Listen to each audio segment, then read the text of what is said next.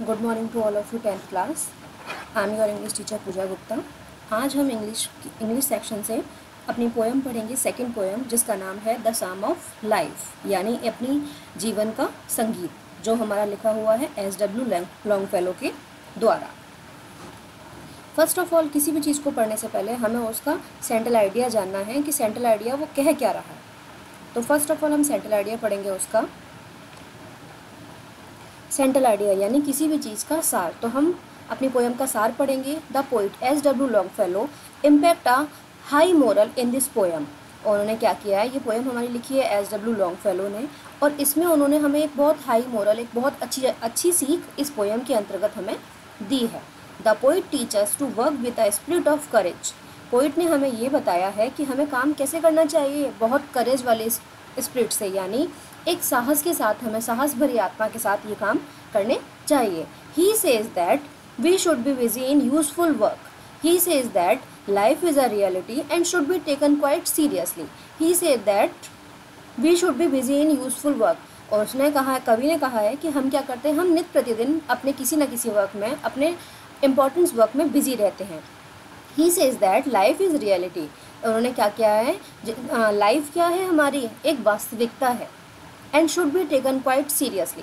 और इसको हमें क्या लेना चाहिए, सीरियस लेना चाहिए। Life is full of struggle.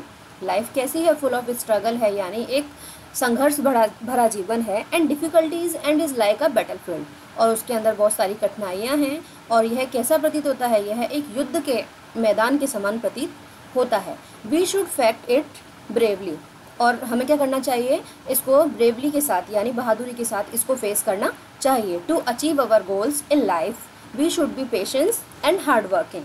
हम अपने गोल्स को, यानी हम अपने एम्स को, अपने उद्देश्यों की पूर्ति हम तभी कर सकते हैं जब हम क्या करेंगे, इन अपनी लाइफ में इन उद्देश्यों का B patience and hard working, कठिन परिश्रम के साथ और धैर्य के साथ इनको फॉलो करेंगे। अब इसी का हिंदी है, हिंदी में भी आप एक बार समझ लीजिए, वैसे मैंने आपको डिक्टेट कर दिया है।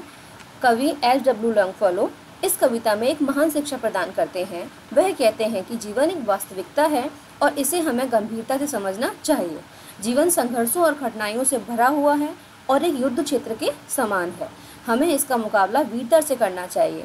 अपने जीवन के लक्ष्यों को प्राप्त करने के लिए हमें धैर्यशाली और परिश्रमी होना चाहिए। जब हम अपने जीवन में धैर्य के साथ काम करेंगे और परिश्रमता दिखाएंगे तो हमारा कोई भी काम सफल हो जाएगा। अब हम अपनी पोएम स्टार्ट करते हैं। Life is real, life is earnest, and the grave is not is its goal. Dust thou art to dust returnest was not spoken of the soul.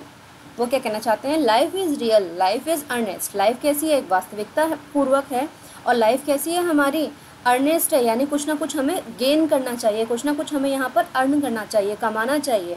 And the grave is not its goals. Grave मतलब कब्र।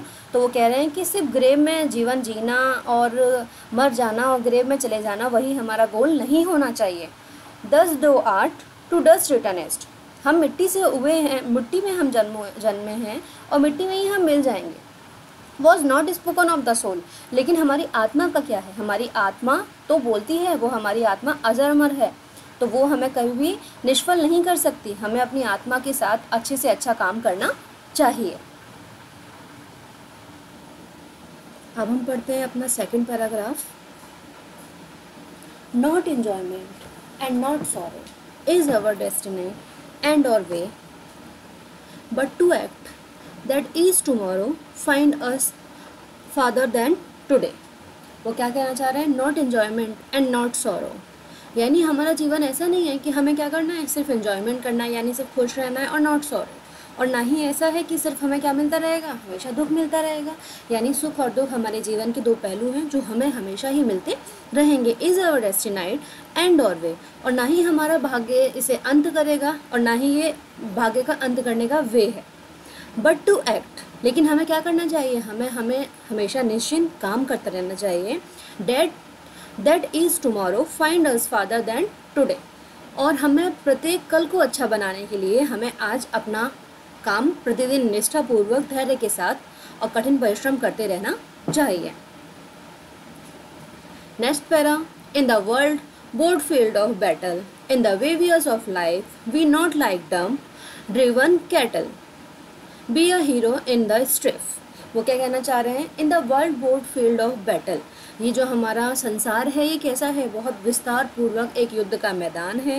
In the वीवियर्स of life, और हमें क्या करना है, हमें अपनी life को बहुत उत्साहपूर्वक, बहुत अच्छे से सचोकर अपने आप को रखना है, अपने आप को, अपनी लाइफ को जीना है और चलना है। बी नॉट लाइक डम, ना ही हमें गूंगा बहरा बन के रहना है, ड्राइवन कैटल, और ना ही हमें जानवरों के झुंड के समान रहना है। B a hero in the स्ट्रीफ, और हमें इस दुख की घड़ी में भी कैसा रहना है, एक हीरो के समान, एक हीरो के समान हमें अपना जीवन व्यतीत करते हुए रहना है और इस जीवन को संघर्षपूर्वक व्यतीत करना है। Let us then be up and doing with a heart for any faith, still achieving, still pursuing, learn to labor and to wait.